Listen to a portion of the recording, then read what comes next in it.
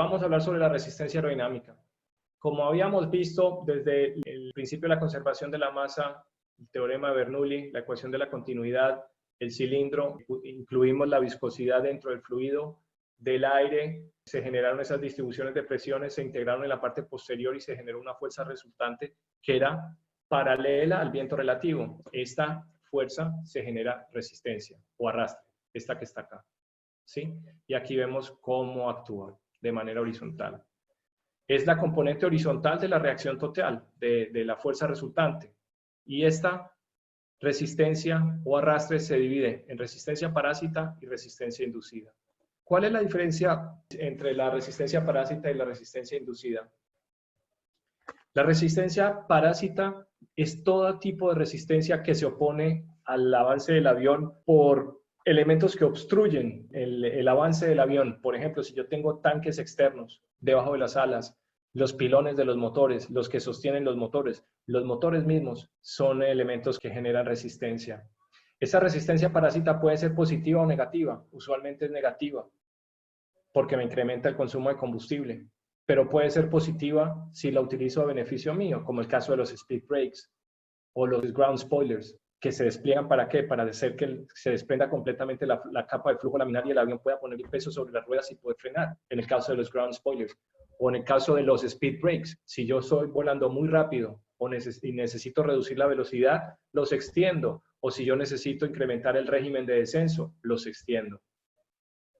Esa es la resistencia parásita. Ahora, la resistencia inducida simplemente es lo que tengo que pagar yo para generar la sustentación. Es el precio que se paga por generar la sustentación. La resistencia inducida está asociada a la generación de la sustentación. La fuerza de arrastre, que es la resistencia, es la misma resistencia inducida, es la misma resistencia, es parte de la resistencia, es una de las componentes de resistencia. La resistencia se divide en resistencia parásita y en resistencia inducida, siendo la resistencia inducida la que se paga o la que se genera por generar la sustentación.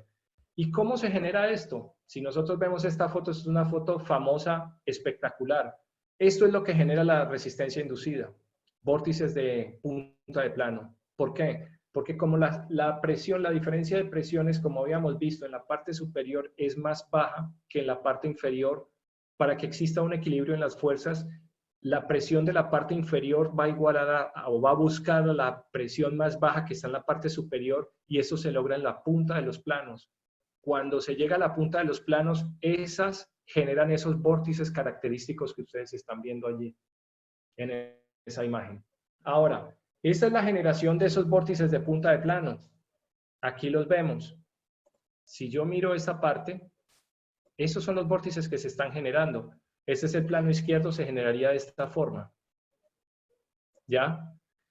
Existen aditamentos aerodinámicos para reducir los vórtices de punta de plano. ¿Por qué? Porque es que los vórtices de punta de plano me generan a mí mayor consumo de combustible. Y uno de esos es la introducción de los winglets, esto que está acá. Muchos de ustedes han visto que aviones como el 320, el 737, el último 737, el MAX, tenía un nuevo diseño de winglets o de puntas de plano.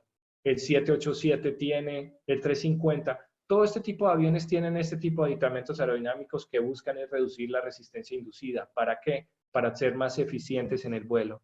Si yo reduzco la resistencia inducida, la eficiencia se incrementa. Eso significa operacionalmente mayor autonomía de vuelo o mayor distancia para recorrer en vuelo.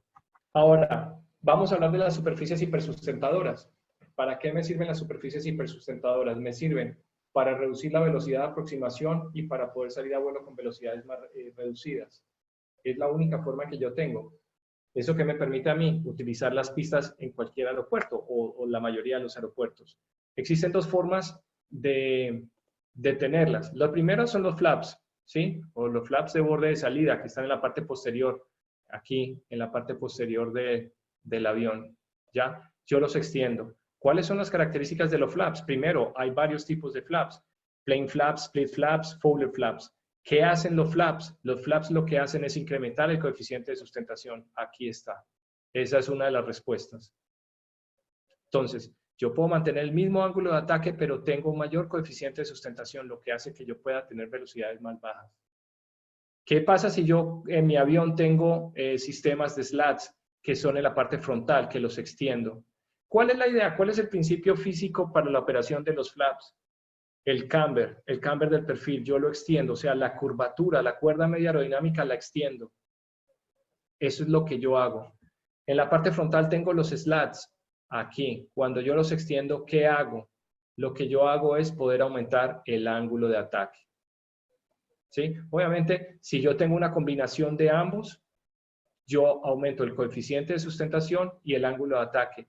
Pero los slats básicamente lo que buscan es incrementar o permitirme incrementar el ángulo de ataque.